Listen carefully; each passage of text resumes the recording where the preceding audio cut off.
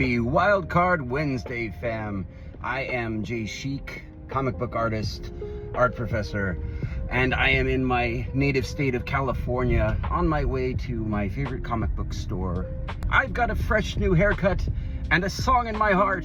Well, maybe not, but I have a very, very good question that I received from one of my subscribers over on YouTube that I wanted to try to field a little bit today. It's more than I can do in one short video, so I will try to kind of answer this over the course of several short videos. But let's shop for comics. Will I talk to you a little bit about the work-life balance, or lack thereof, for an enterprising freelance comic book artist. And you writers should pay attention to, because this concerns you too. Letterers, colorists. If you make comics, this is for you. No matter how long it is or what it's about, every comic book represents an enormous amount of time and effort on the part of its creator or creative team. For those who are subsidizing their burgeoning comics careers with part or full-time jobs, perhaps even simultaneously supporting a family, that effort becomes all the more enormous for how many directions one gets pulled.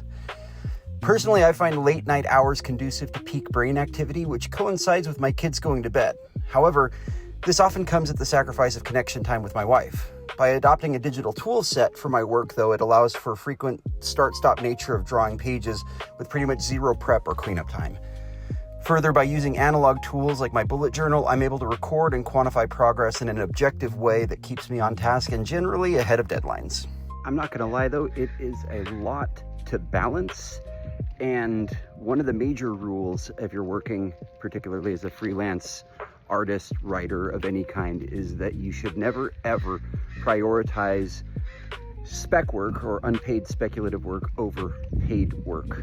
And if it's your own comic that you dreamed up out of your own head, that is inherently speculative. And something that rides attendant to that, don't prioritize spec over paid work, is that it is inherently just way more lucrative to draw other people's ideas than it is to draw your own.